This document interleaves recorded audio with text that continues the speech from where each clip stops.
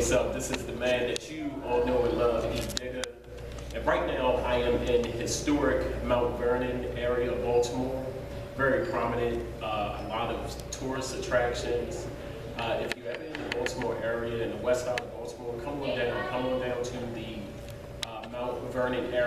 And this place where I'm at now is the Eubie Cultural Arts Center right here on Howard Street. And I'm here with my good friend, Mr. Troy Burton. And Mr. Burton, you are the executive artistic director of Eubie Cultural Center. For those who don't really know about this place, tell the viewers a little bit about Eubie Cultural Arts Center. Okay, well, the Eubie Blake Center, we like to say, is an artist space where the community performs. We're an organization that's been around since 1970, very connected to the city of Baltimore. We're a center where we promote the performing and the visual arts for youth and adults. And so we do a lot of different things. Anything relating to the arts, anything relating to culture, we have here within the center. Wow, that's awesome.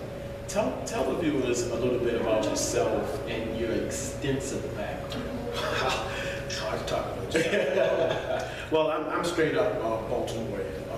A Baltimore artist, arts administrator who was educated here. As we say in the jazz world, I cut my teeth here in Baltimore. You know, I'm a proud graduate of Douglas High School as well as Morgan State University. So I like to believe that what I've done in Baltimore and nationally and internationally, you know, I've gotten it here from Baltimore, and I've been able to share that. Not only am I the director of the Eubie Blake Center, I also work for jazz R&B artist Mesa League, and also I do a lot of directing in theater. In the past, I've done a lot of great work with the Arena Players and the Arena Players Youth Theater. So I am an artist slash arts administrator slash art management slash art activist. Many hats. This brother right here.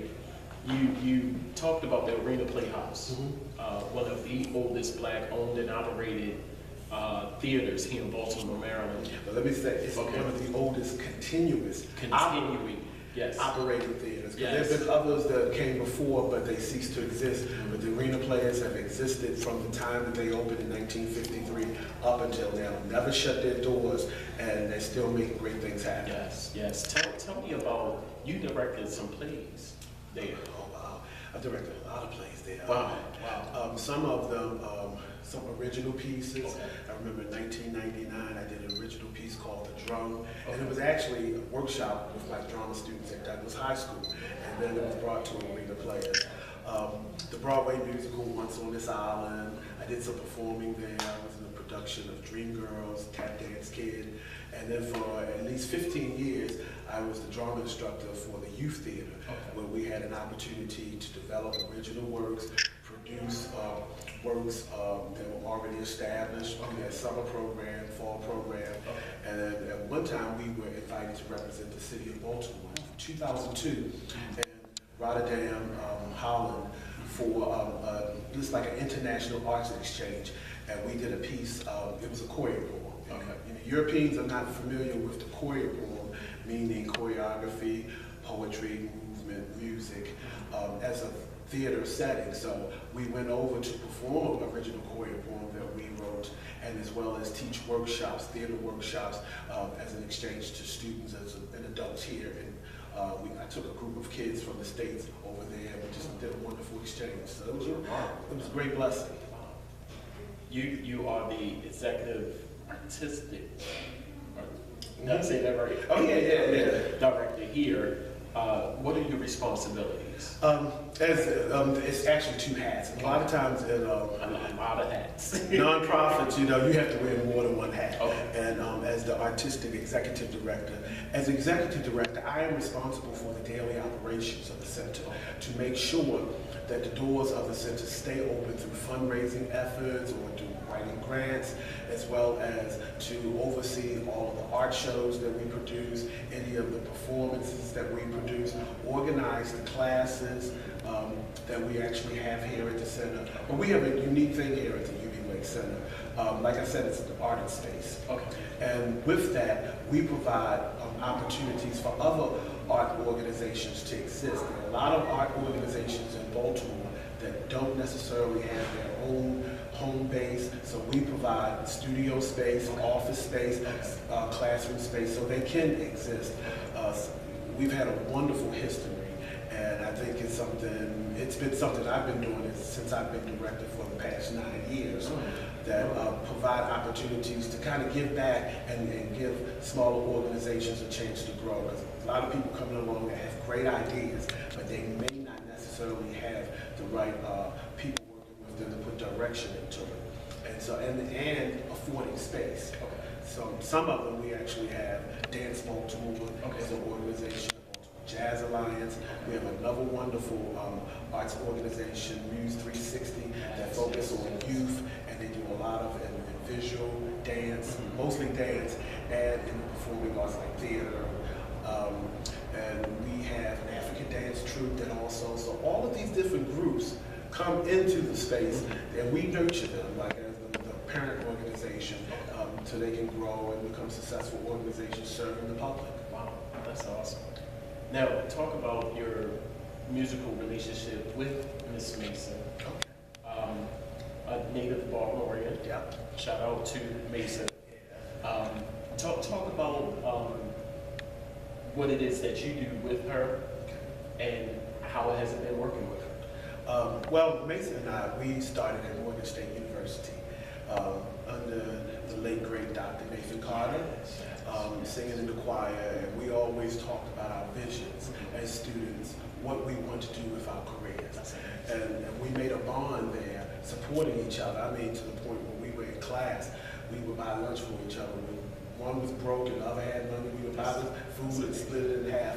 So we've worked with each other for many years, just supporting each other. So as we grew into our own careers, we've always made sure that we can support each other. Mesa hired me as her road manager, and I've been working with her for the past 17 years, helping her with each record that she's made, helping her with all of her road production, and making sure she can get her band on the road and get them to where they need to get, and make sure that things operate. Because Mesa has stayed true to the art form of a singer being a part of a band and having a band. Sometimes there are at least 14 to 16 musicians on stage at one time. Okay. And she we've been just great supporters of each other. I had an opportunity to direct a music video for her latest CD, Blue Velvet Soul. It was just something on a whim. We decided to do a video, produce it ourselves. First time I ever produced a music video, because my background is stage. Okay. And I was shocked when the record company got it out there, and Pt1 Soul picked it up and said, "We love this video." So recently it was exciting to turn on the television and see a video that I actually directed.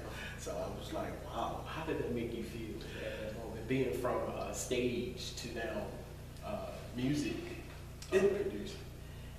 Exciting, of course, because I felt like, wow, there's so many great directors and music directors that they play their videos, and then to pick me out, and I said, wow, finally, it's about creating your own opportunities. You know, I strongly, my spiritual belief is if you can create it in the mind, you can speak it into existence, and you can make it work. Yes. That's something I've always tried to pass on to others. But seeing that, it was like, wow, we had an idea, and then we just worked at it. We put our own money into it, because sometimes you have to own yourself. You can't always let a corporation or an agency represent you, because they may not represent you at your best. Yes. So, so we put up our own monies, made this video, got it out there, and right now it's a very exciting time, because after 22 years of her being in the music industry, and you know, she got nominated for a Grammy. I was going to ask you about that.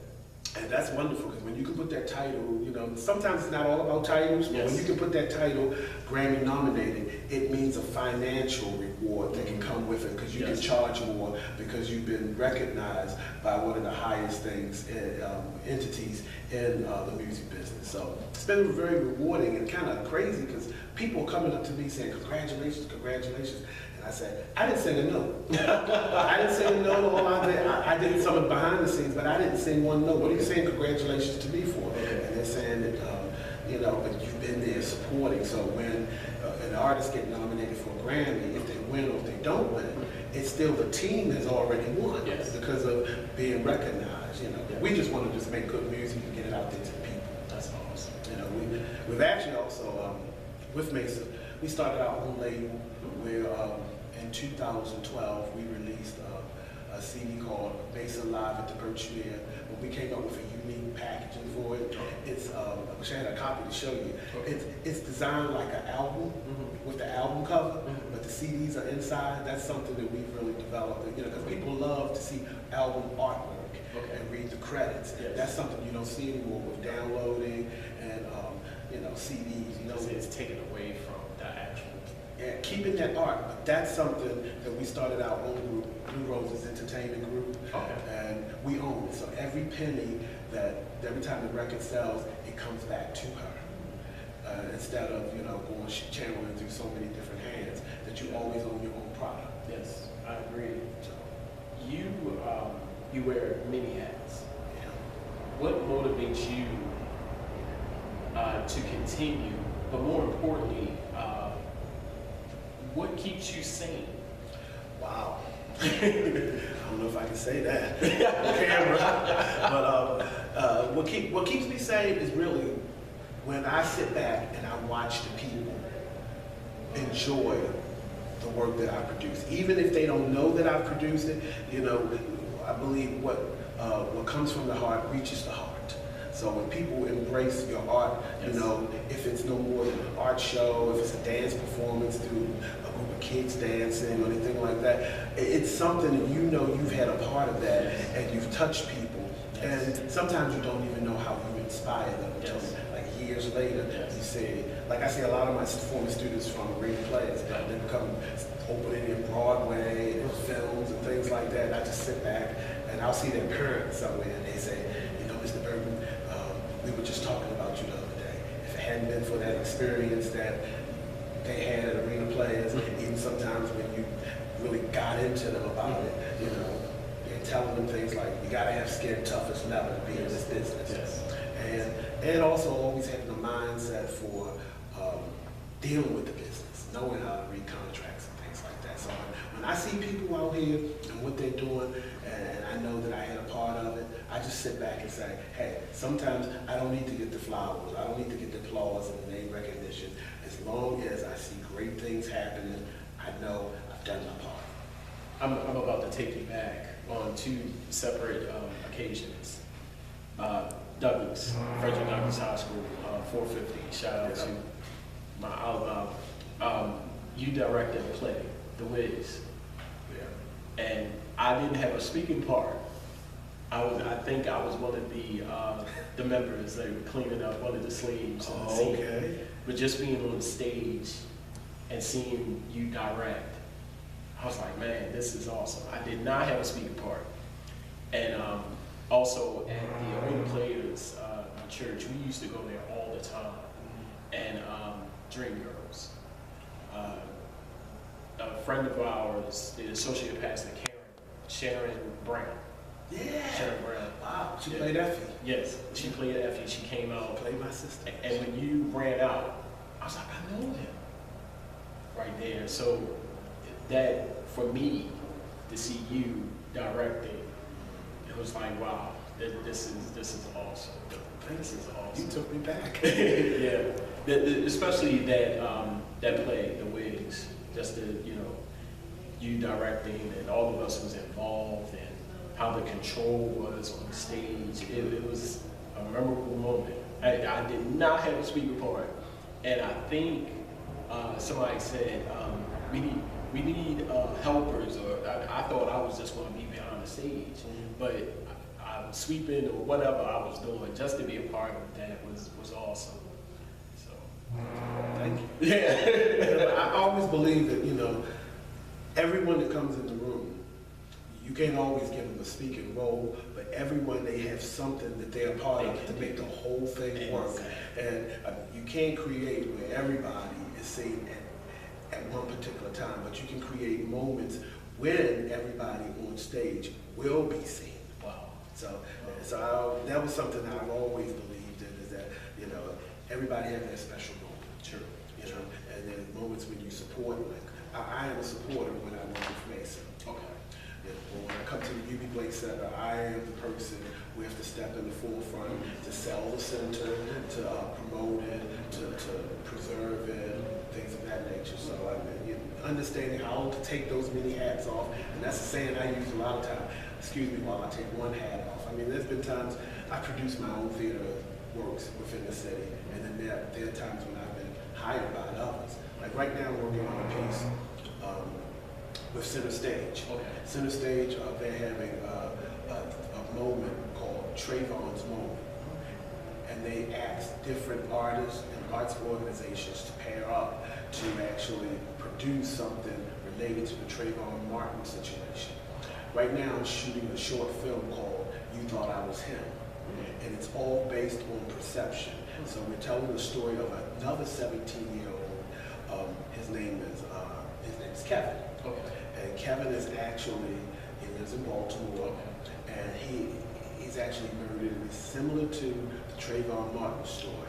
And so Center Stage has decided to move that around in the different communities where different artists are showing their things. And there's a panel discussion that's going to happen throughout the month of February 2014 in honor of African American History Month and also Trayvon Martin's birthday. In that, I'm wearing the hat of artist/film director. And actually, we haven't even finished editing the piece yet. Okay. After this interview, I'm going to go back and finish editing. Okay. But it's a wonderful thing where you say, okay, I'm the director of the Eubie Blake Center, but you have to know within 5 minutes, take one hat off and put another hat, and you have to prepare yourself. Yes. Mentally, yes. Emotionally, spiritually, you have to prepare yourself. Yes, you do. There's a lot of things. In Baltimore, it's rough as an artist financially. Yes. So you have to know how to do something behind the scenes and in front of the scenes, so that you can make it successful. I am honored to be here with you, good friend, and also just being here, man. One of our spots in Baltimore that I like to call home. I love coming down here. I love seeing all the beautiful artwork, the scenery, the space is phenomenal. I want everyone to stay tuned more with Troy Burton as we interview your assistant, who is also a dear friend of mine, Dominic Christian, and just to interview him and get his opinions on just by working here with this great man, and just being here at the Eubie Blake Cultural Arts Center. More to come. I'm the man that you all know and love, Edigga, and you're watching Charm City Direct TV.